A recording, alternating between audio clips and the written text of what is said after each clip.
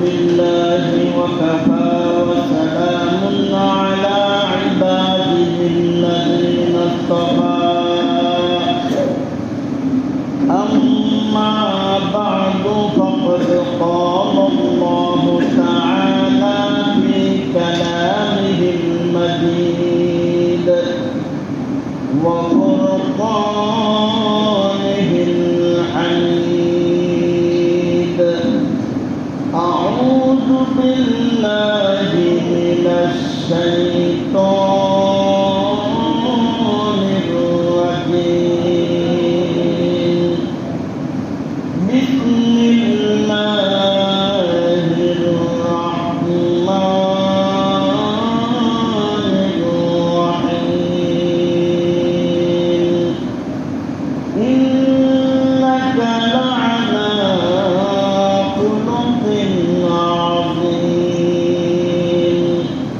وقال رسول الله صلى الله عليه وسلم إنما بعثت لأتمم مكارم الأخلاق بارك الله لنا ولكم بالقرآن العظيم ونفعنا وإياكم بالآيات والذكر الحكيم درشد برشوي اللهم صل على محمد وعلى آل محمد كما صليت على إبراهيم وعلى آل إبراهيم إنك حميد مجيد اللهم بارك على محمد وعلى آل محمد كما باركت على إبراهيم وعلى آل إبراهيم إنك حميد مجيد محترم حاضرین মহান আল্লাহ রব্বুল আলামিনের দরবারে অসংখ্য শুকরিয়া তিনি আমাদেরকে অত্যন্ত দয়া করে আজকের জুমার দিনে জুমার নামাজ আদায় করার পাশাপাশি কিছু দিনই আলোচনা করার জন্য শোনার জন্য পৃথিবীর সর্বশ্রেষ্ঠ স্থান মসজিদে আসা এবং বসার তৌফিক দান করেছেন এজন্য দিল থেকে কালিমাটা শুকর আদায় করি বলি আলহামদুলিল্লাহ।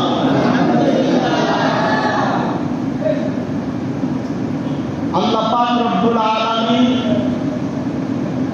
তার গোটা সৃষ্টি জগতের ভিতরে মানব জাতিকে সবচাইতে সুন্দর আকৃতি দিয়ে সৃষ্টি করেছেন। কথাটা কোনো বানোয়াট কথা না, পবিত্র কুরআনুল কারীমের ৯৫ নম্বর সূরা সূরা ইতিন, এই সূরার শুরুতে আল্লাহ পাক রব্বুল আলামিন ধারাবাহিকভাবে চারটা জিনিসের নামে চারবার শপথ করে তিনি বলেছেন লাকাদ খালাকনাল ইনসানা ফি আহসানি তাকওয়িম।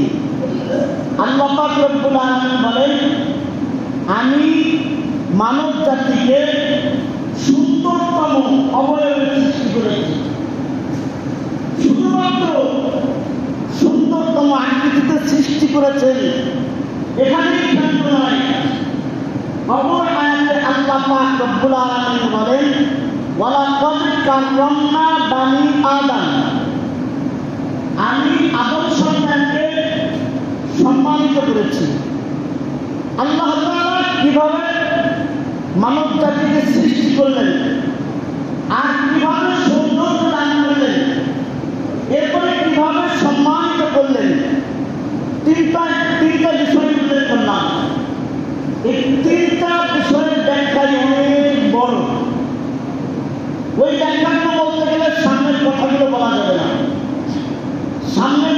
লম্বা সময় কথা বলার জন্য সুযোগ হয়, আপনাদেরকে এই 3 বিষয়ে আলোচনা করে শোনাবো ইনশাআল্লাহ।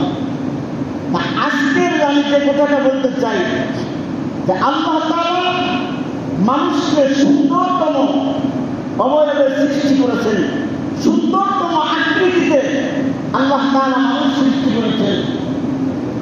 মানুষের যে সৌন্দর্য আছে, মানুষের যে সৌন্দর্য আছে, এই সৌন্দর্য 2 ভাগে বিভক্ত।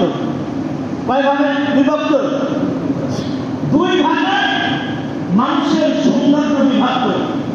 একটা হলো মানুষের শারীরিক সৌন্দর্য, আর একটা হলো মানুষের চারিত্রিক সৌন্দর্য। শারীরিক যে সৌন্দর্য আল্লাহ পাক রব্বুল আলামিন এই সৌন্দর্য জন্মগতভাবে বা সৃষ্টিগতভাবে মানুষকে আল্লাহ তাআলা দান করেছেন। আর চরিত্রগত মানুষের যে সৌন্দর্য আছে এটাও আল্লাহ পাক রব্বুল আলামিন দান করেন, কিন্তু চারিত্রিক সৌন্দর্য অর্জন করার জন্য কিছু আমল করতে হবে, কিছু ভালো কাজ করতে হবে, তাহলে চারিত্রিক সৌন্দর্য অর্জন করা যাবে। মানুষের শারীরিক সৌন্দর্যের চাইতেও চারিত্রিক সৌন্দর্যের বেশি দরকার। কি বলে? শারীরিক সৌন্দর্যের চাইতেও মানুষের চারিত্রিক যে সৌন্দর্য, চরিত্র সুন্দর, এইটা হলো বেশি দরকার। কোন মানুষের মনে করেন সে শারীরিক সৌন্দর্যের অধিকারী, কিন্তু তার চরিত্রটা সুন্দর না। শারীরিকভাবে সুন্দর কিন্তু চরিত্র সুন্দর না, এই লোকের মাধ্যমে ভালো কিছু অর্জন করা বা ভালো কিছু পাওয়া এটা অসম্ভব। দুনিয়াতে অহরহ এমন ঘটনা ঘটতেছে, শুধুমাত্র কেবলমাত্র মানুষের বাহ্যিক শারীরিক সৌন্দর্য দেখে মুগ্ধ হয়ে নিয়ে আসছে। কথাগুলো আমিও বুঝতেছি না, আপনারা বুঝতেছেন কিনা জানি না। এইবার শুনুন, যে কথাটা বলতেছিলাম যে মানুষের শারীরিক সৌন্দর্যের চাইতেও চারিত্রিক সৌন্দর্য বেশি দরকার। তার কারণ হলো কোনো একজন মানুষের মনে করেন যে সে শারীরিকভাবে সুন্দর কিন্তু তার চরিত্রটা সুন্দর না, এই লোকের মাধ্যমে আসলে ভালো কিছু পাওয়া বা অর্জন করা সম্ভব না। দুনিয়াতে অহরহ এমন অনেক ঘটনা ঘটতেছে, শুধুমাত্র শারীরিক সৌন্দর্যের প্রতি মুগ্ধ হয়ে নিয়ে আসছে, আনার পরে দেখতেছে আসলে তার চরিত্র ভালো না, তার দুনিয়ার জীবনটা জাহান্নামে পরিণত হয়ে গেছে। আছে না নাই? কি বলেন? শুধুমাত্র শারীরিক সৌন্দর্য দেখে নিয়ে আসছে, আনার পরে দেখতেছে চরিত্র ভালো না, তার সংসারটা, তার পরিবারটা দুনিয়ার দুদকে পরিণত হয়ে গেছে। এজন্য মানুষের শারীরিক সৌন্দর্যের চাইতেও চারিত্রিক সৌন্দর্য বেশি দরকার।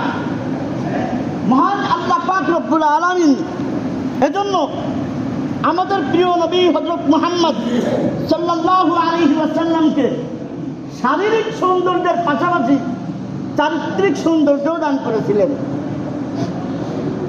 আমাদের প্রিয় নবী হযরত মুহাম্মদ মুস্তাফা সাল্লাল্লাহু আলাইহি ওয়াসাল্লাম শারীরিকভাবে কতটা সুন্দর ছিলেন, এই আলোচনা অনেক দীর্ঘ আলোচনা।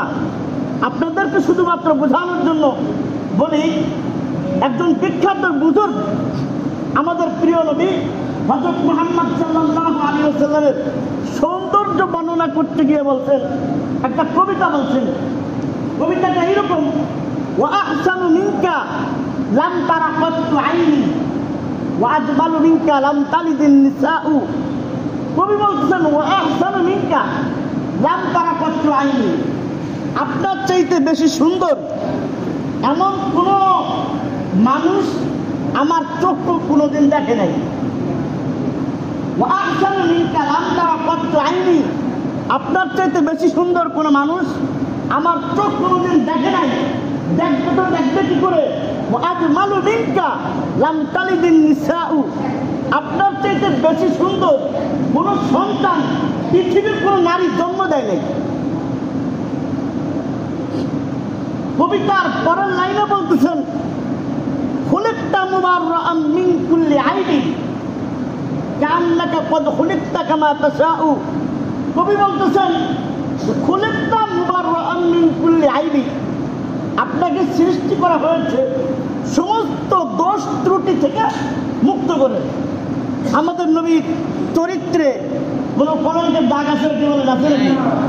এজন্য বলতেছেন যে আপনাকে সমস্ত খারাপি থেকে মুক্ত করে আল্লাহ তাআলা আপনাকে সৃষ্টি করেছেন।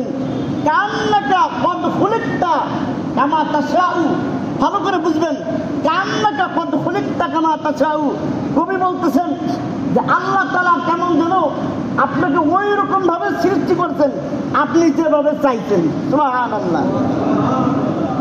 একজন মানুষ আপনাকে বা আমাকে যদি বলা হতো যে তুমি তোমার দেহটা, তোমার আকৃতিটা কেমন চাও বলো, তাহলে একবার মনের কল্পনায় ভেবে দেখেন যে আমি আমার সৌন্দর্যটা কেমন কামনা করতাম। তো কবি বলতেছেন আল্লাহ তাআলা আপনাকে ওইভাবে সৃষ্টি করেছেন কেমন যেন আপনি যেইভাবে চাইছেন, আপনি যেইভাবে চাইছেন আল্লাহ তাআলা আপনাকে ওইভাবেই সৃষ্টি করেছেন।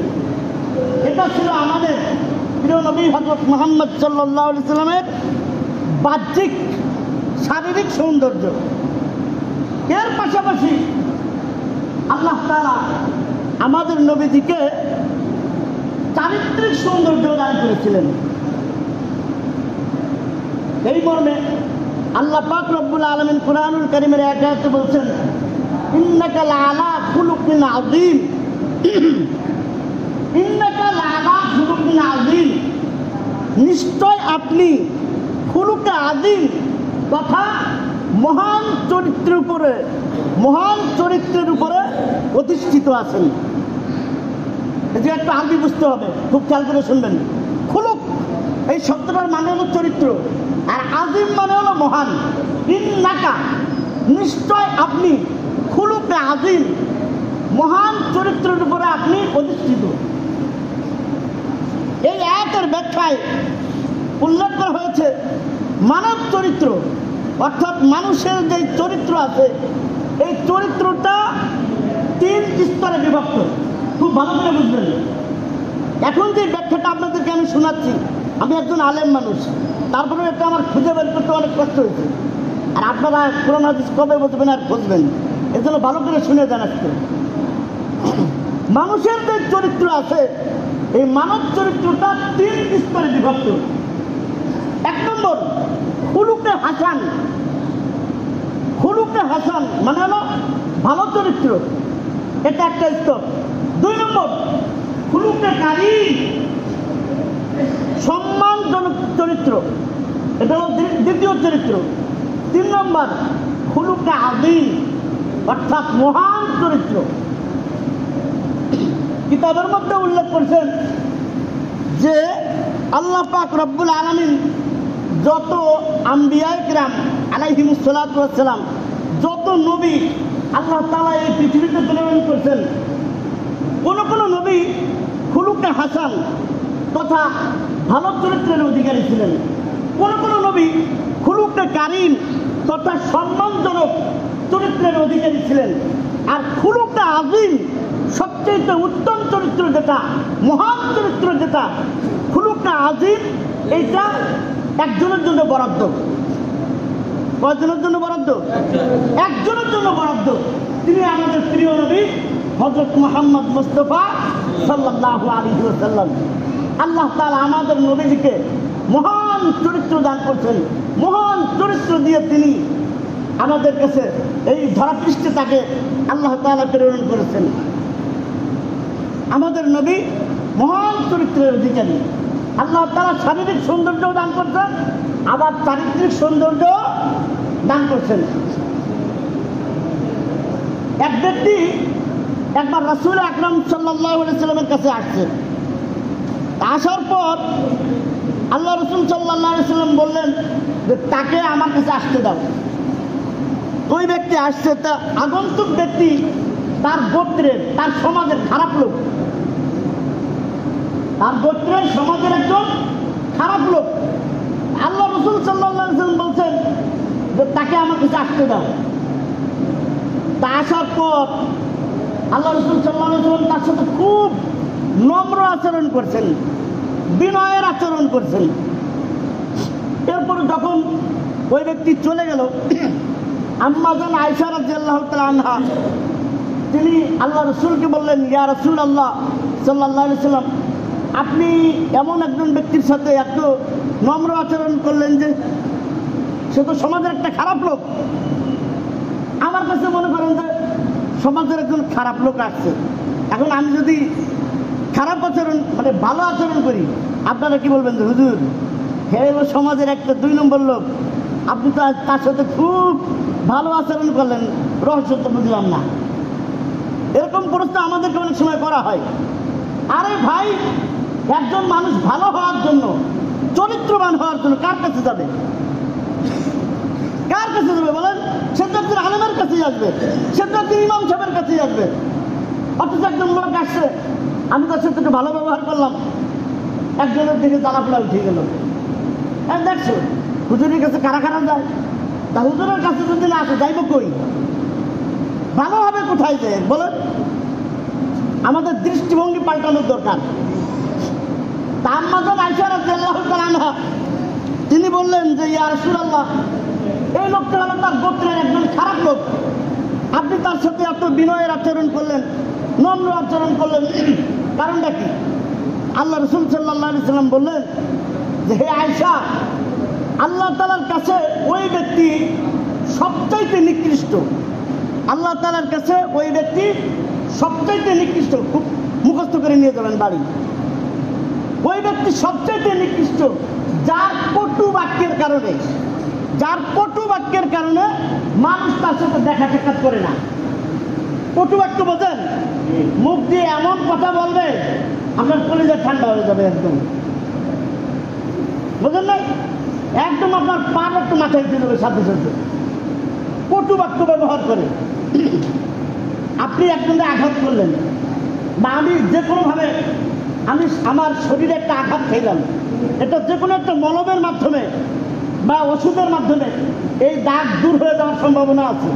কিন্তু আপনি আর আমি কটু বাক্যের মাধ্যমে, কথার মাধ্যমে কারো অন্তরে আঘাত দিলাম। আপনারা বলেন অন্তরে লাগানোর মতো মলম এখনো পৃথিবীর আবিষ্কার হয়েছে? কি বলেন? অন্তরে মলম লাগানো যায় না। এজন্য আমরা যখন যাহাকে যা কিছু বলবো একটু হিসাব কিতাব করে বলা দরকার। আল্লাহ রাসূল সাল্লাল্লাহু আলাইহি ওয়াসাল্লাম এই কথাটা মনে রাখবেন যে আল্লাহ তাআলার কাছে ওই ব্যক্তি সবচেয়ে নিকৃষ্ট যার কটু বাক্যের কারণে, খারাপ অশ্লীল ভাষার কারণে মানুষ তার সাথে দেখা সাক্ষাৎ করা ছাড়ান দিয়ে দেয়। এরকম কিছু লোক আমাদের সমাজ আছে না? নাই? কি বলেন? মানে কথা বলার সময় হিসাব কিতাব করে বলে না যে কলিজায় লাগবে না, শরীরে লাগবে না, কোথায় লাগবে খবর নাই। এই লোকটা কেমন, এর মর্যাদা কোথায়, তাকে কিভাবে বলার দরকার কোনো খবর নাই।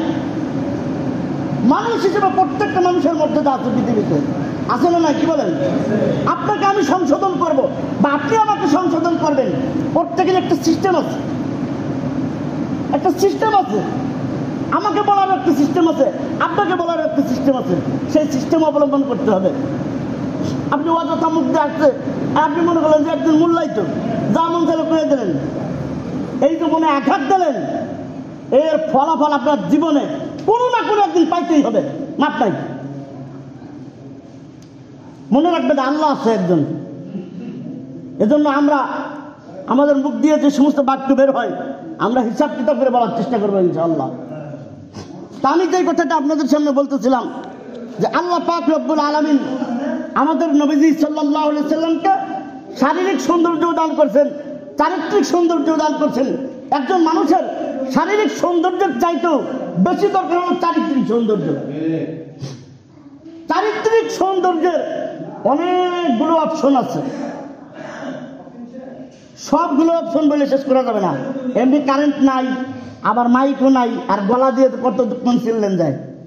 এই জন্য একটা অপশনের কথা বলবো।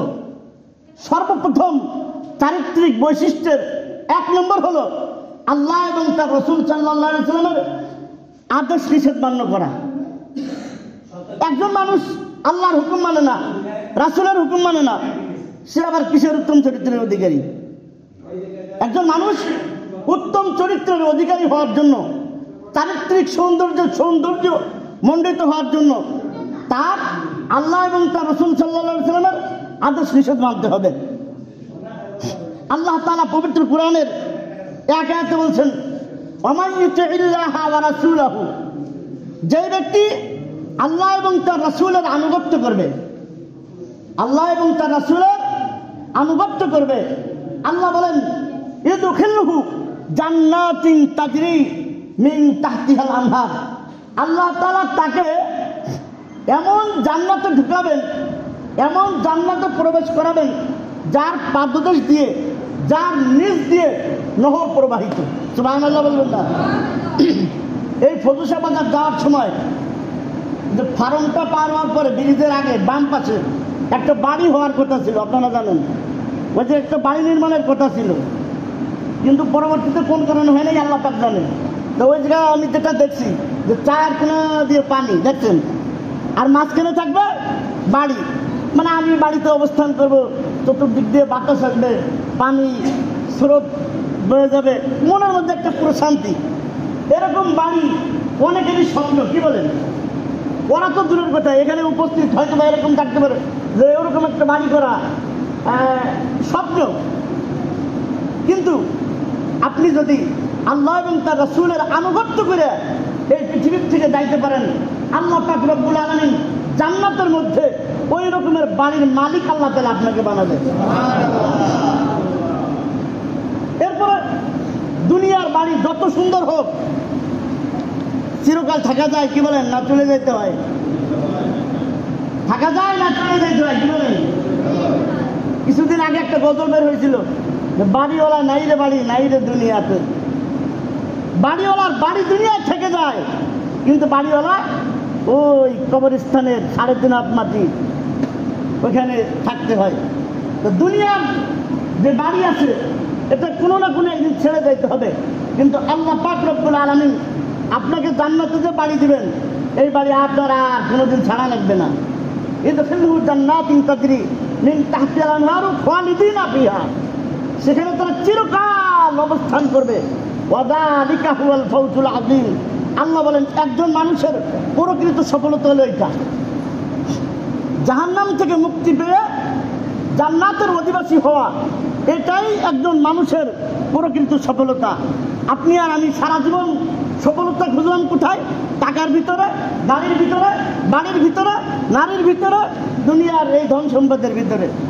যার যত টাকা বেশি, গাড়ি বাড়ি সুন্দর, আমরা মনে করলাম বা আমি মনে করলাম যে আমি মহা সফল ব্যক্তি। আসলে সফলতা এটা নয়। সফলতা হলো আপনার যে কামনার মাধ্যমে জাহান্নাম থেকে মুক্তি পেয়ে জান্নাতে যেতে হবে, এটা হলো প্রকৃত সফলতা। এরপরে আল্লাহ তাআলা বলেন, ওয়ামান ইয়াসিল্লাহ ওয়া রাসূলাহু, যে ব্যক্তি আল্লাহ এবং তার রাসূলের নাফরমানি করবে, ওয়া ইয়াতাআদ্দা হুদুদাহু, এবং সীমা লঙ্ঘন করবে,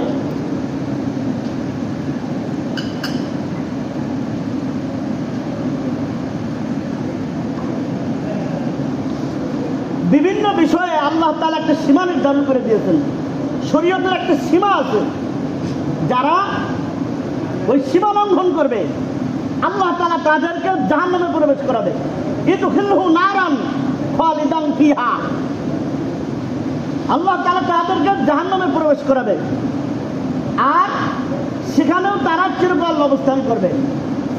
কতকাল অবস্থান করবে? চিরকাল অবস্থান করতে হবে। একটু মনে করে দেখেন, দুনিয়াতে যদি আপনি বা আমি বিপদের সম্মুখীন হই, বিপদে পড়ে যাই, তখন আমি কান্নাকাটি করলে, চিৎকার করলে দুনিয়ার কেউ না কেউ শোনে, কি বলেন? আমাকে বাঁচানোর জন্য আগে আছে দুনিয়ায়, কিন্তু আখিরাতে জাহান্নামের ভিতরে হাজার হাজার নয়, লক্ষ লক্ষ কোটি কোটি বছর জ্বলবে, কিন্তু সেখানে শোনার কেউ আছে? আছে নাকি? কি বলেন? আছে? কুরআনুল কারীমের এক জায়গায় আল্লাহ তাআলা বলছেন, ওয়ানাদাউ ইয়া মালিকু লিয়াকদি আলাইনা রাব্বুক, জাহান্নামের যে দারোগা হবে তার নাম হলো মালিক। তার নাম কি? মালিক। জাহান্নামের ওই মালিক ফেরেশতাকে ডাকবে, ওয়ানাদাউ, তারা ডাকবে, আহ্বান করবে, ইয়া মালিক, হে মালিক ফেরেশতা, লিয়াকদি আলাইনা রাব্বুক, আপনার প্রতিপালক যেন আমাদেরকে এই জায়গায় শেষ করে দেয়, মৃত্যু দিয়ে দেয়। কি বলেন, দুনিয়ার থেকে যে মরে যা আখেরাতে গেলাম, এরপরে আর মৃত্যু আছে? আর মৃত্যু আছে? তারা আহ্বান করবে যে আপনার আল্লাহ আমাদেরকে মৃত্যু দিয়ে দিক, আমরা মরে যাই। কিন্তু আল্লাহ কোরআনে বলছেন লা ইয়ামুতু ফিহা ওয়ালা ইয়াহইয়া, মরণ আর নেই, মরণ শেষ। লিয়াকদি আলাইনা রাব্বুক ওয়ালা ইন্নাকুম মাকিসুন, হাজার হাজার বছর ডাকার পরে উত্তর দেবে ইন্নাকুম মাকিসুন, তোমরা এখানেই অবস্থান করতে থাকো, অথবা তোমরা এখানেই চিরকাল থাকবে। কেন? আল্লাহ বলেন লাকাদ জি'নাকুম বিল হক, আমি তোমাদের কাছে সত্য প্রেরণ করেছিলাম। আমি তোমাদের কাছে কি প্রেরণ করেছিলাম? সত্য প্রেরণ করেছিলাম। আমাদের একটা জীবন বিধান আছে, আল্লাহ প্রেরিত জীবন বিধান, কুরআন সুন্নাহ অনুযায়ী জীবন বিধান। আল্লাহ বলেন লাকাদ জি'নাকুম বিল হক, আমি তোমাদের কাছে সত্য প্রেরণ করেছিলাম। ওয়ালাকিন্না আকসারাকুম লিল হক্কি কারিহুন, অথচ তোমাদের অধিকাংশই ছিল সত্য বিমুখ। অধিকাংশই কি ছিল? সত্য বিমুখ ছিল, সত্য থেকে মুখ ফিরে এনেছে। আল্লাহ প্রদত্ত জীবন বিধান, আল্লাহ প্রদত্ত আইন আপনার কাছে ভালো লাগলো না। আপনার কাছে ভালো লাগলো কোনটা? দুনিয়ার মানব রচিত জীবন বিধান। আল্লাহ সেদিন বলবেন তোমার কাছে আমি সত্য প্রেরণ করেছিলাম, কিন্তু তোমাদের অধিকাংশই সত্য বিমুখ ছিল। এখন বক্তব্য, তাহলে আমি যে কথাটা বলতেছিলাম যে চারিত্রিক সৌন্দর্য অর্জনের প্রথম নম্বর হলো আল্লাহ এবং তার রাসূলের আদেশ এবং নিষেধ মান্য করা, পালন করা। আল্লাহ তাআলা আমাদেরকে আল্লাহ এবং তার রাসূলের আদেশ মান্য করে চারিত্রিক সৌন্দর্য মণ্ডিত হয়ে পরকালে পাড়ি জমানোর তৌফিক আল্লাহ তাআলা আমাদেরকে দান করুন। ওয়াখির দাওয়ানা আলহামদুলিল্লাহি রাব্বিল আলামিন। আরো কিছু বৈশিষ্ট্য আছে ইনশাআল্লাহ আগামী সময় আবার বলা হবে। যতটুকু বললাম আল্লাহ তাআলা আমাদেরকে আমল করার তৌফিক দান করুন। যারা সুন্নাত পড়েন নাই পড়ে নেন।